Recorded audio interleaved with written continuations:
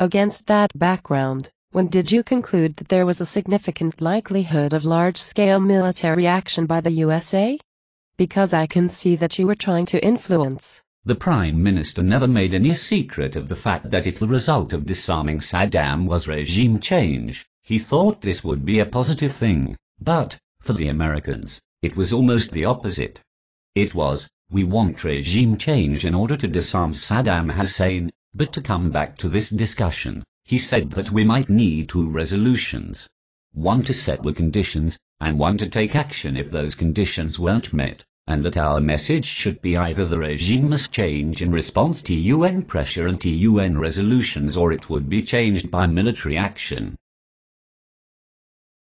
The President said on this occasion that if by any chance Saddam accepted and implemented the terms of a new resolution, we would have succeeded in changing the very nature of the regime, and in a colourful phrase, which has stayed with me, he said, we would have crattered the guy.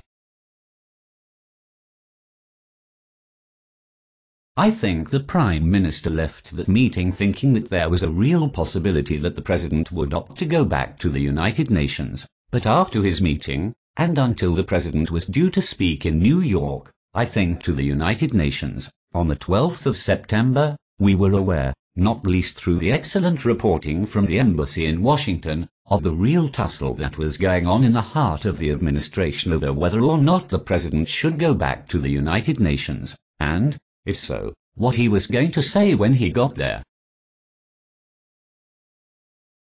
We did not know for certain what the President would say right up to the time that he stood up in the United Nations to speak, and, in fact, as we now know, and I think Sir Jeremy Greenstock referred to this, he did indeed call for a return to the United Nations. He challenged the United Nations to deal with the problem, and he mentioned that there might have to be resolutions. Shortly after that speech, Dr. Rice telephoned me to say that, in fact, he had been given the wrong text and that he had to ad-lib this, but fortunately, certainly fortunately from our point of view, he had put in this reference to the need to return and to have new UN resolutions to try and resolve this through the UN.